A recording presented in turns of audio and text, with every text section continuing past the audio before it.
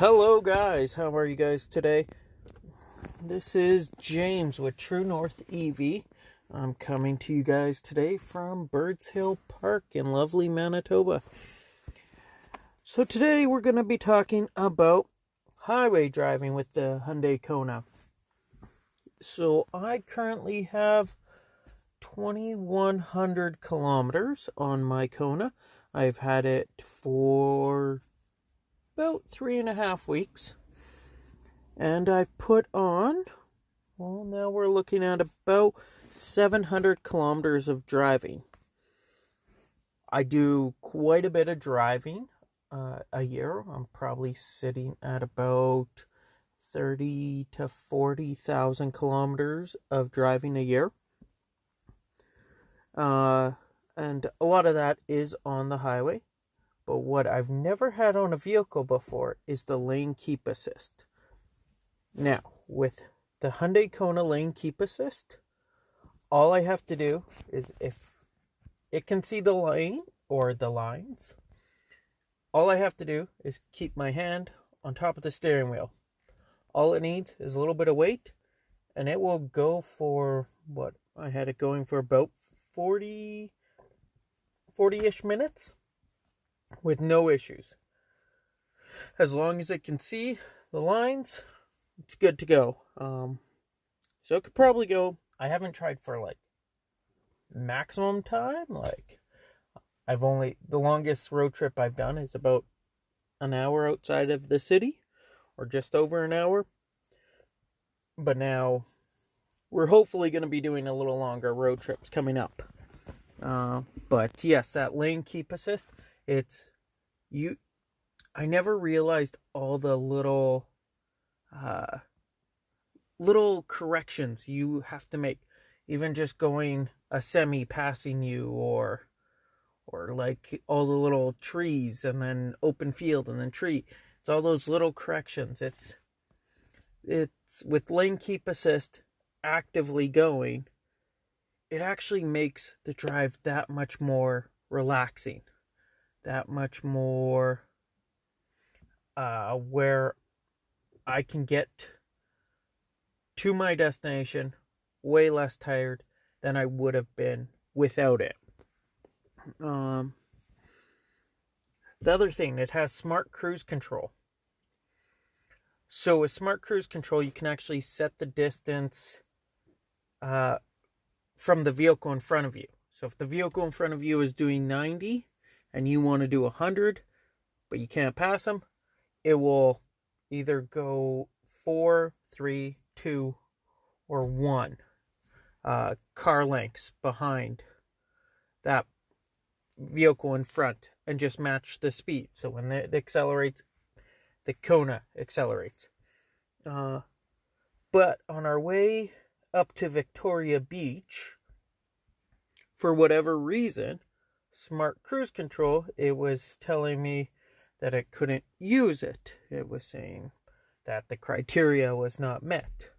So, if you push, there's a little button that looks like a car with some lines coming out of it, and that's essentially how you would change the distance from the vehicle in front of you. You push and hold that for 3 seconds, and it just gives you regular cruise control, which is fantastic. Then if there's ever an issue with the radar being either dirty with bugs or snow or whatever, you at least still have regular cruise control. Now, why my smart cruise control was not working, I'm not sure. We got to our destination. I kind of wiped the radar. It wasn't dirty really at all.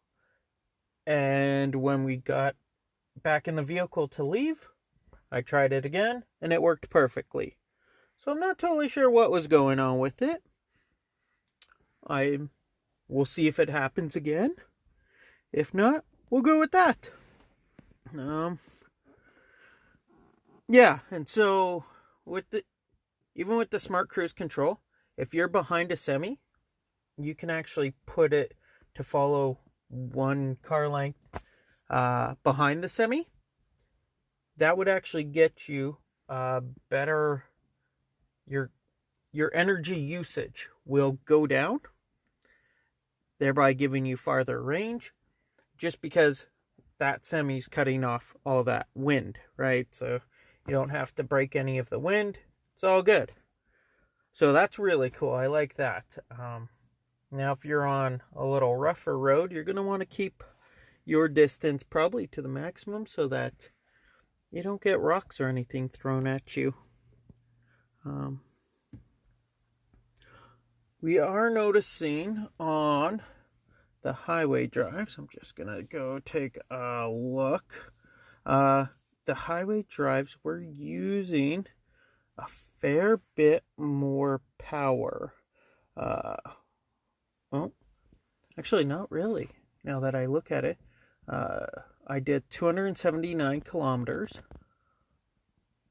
and most of that was the highway driving, and I used 15.8 kilowatts per 100 kilometers. Now, the lowest I've gotten was 11.7 kilowatts. So I go with that's not actually too bad. That was basically, though, the speed limit is 100. I do exactly 100. Now, the faster you go, the more that's going to be penalized. Like, I have some that are 21.5 kilowatts per 100 kilometers. With that kind of rating, you're going to get about 300 kilometers to a full battery. So, depending on your driving, if you are willing to take it a lot more casual type deal, like not like I would normally with a gas vehicle, if the speed limit's 100, I'd probably do 109. If the speed limit's 110, I would do 119. So I find with this, I'm being a lot more reasonable with it. I'm not speeding. I'm actually playing the little game of trying to get the best kilowatt ratings or economy type deal. Although I noticed after I did my drive out to Victoria Beach and back to Winnipeg, I had about 20% battery left. So go to plug it in. Now I was actually going to head out to Kona the next day. And I'm not sure if my charger didn't want to talk to the car or the car didn't want to talk to the charger. I came out the next morning and I still had 20% battery. So I just had to, basically I just unplugged everything and plugged it all back in, and then it charged. I'm not totally sure what happened. It hasn't been an issue since, but yeah, that was kind of a weird thing. The Kona does have an app, the Hyundai Blue Link app, I believe it's called, and it's one of those things that you sometimes got to just trust it when it says there's only 20%. Although I did look at it, but it was already I had slept in, so it was already too late. So it needed 4 hours of charging. So yeah, I plugged it in when I got up instead of it being charged up. I think charging would have normally started about midnight. So if you're one of these people that stay up late and need to go somewhere, at least then you could look to see if it's actually starting to charge. Yeah, so that was a little weird, but and then went and did the climate strike with my wife and my youngest son, and I had to park downtown for that. I drive a full electric, so I didn't feel as bad driving there. And I realized there's there's a new tower that True North Center has built, and it's got parking underneath, and there is 8 parking spots. They're spread out, so it's in groups of 2 over 2 floors, but it's $4 an hour, and it has a charger. So you pay the same as everybody else, and I got a little bit of a charge from it. So I like that deal. So on Thursday, I actually went out to, I believe it was like a climate change conference, but with RMs. They did it was a bunch of like counselors or RM employees there. And talking with them, there is a lot of towns that are looking at getting level 2 chargers in place to actually get the tourists into the towns or cities, to actually, because then you plug in, you're going to be hanging out for 4 to 6 hours, depending on what your state of charge is. And so they're actually wanting to have the chargers free of charge so that you're spending 4, 6, possibly 8 hours hanging out in the town, spending money at the restaurants, going shopping, playing at their beaches, going to some sort of other amusement events. So I think that's really cool that they're willing to do this. You're not going to find the towns enticing people to come hang out in their town and they'll give them a free tank of gas. It just would be weird. And a tank of gas you can fill up, depending on what you got, anywhere from 5 minutes to 20 minutes, right? So there's not the incentive. You're basically running into a gas station paying. Where this, we spend the money. We're willing to give the towns the money as a thank you, as a token of appreciation. And I think they're seeing that and are willing to do that. There's still the need for those level 3 chargers, which I do see the Petro-Canada at Deacon's Corner. Looks like they have all their equipment for it. I didn't see any digging yet for it, but looks like all the stuff is kind of set up, ready to go. And I've seen pictures that Brandon's Petro-Canada right on the highway they're digging up. They're getting their equipment in place. So they seem to be putting the level 3s in, getting those going. So we'll have the long distance chargers to get us to the little towns to actually give them our tourism dollars. I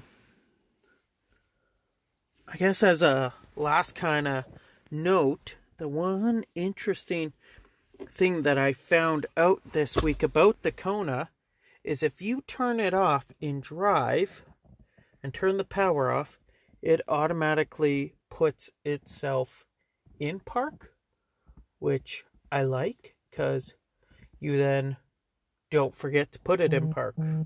It's one less little thing to worry about.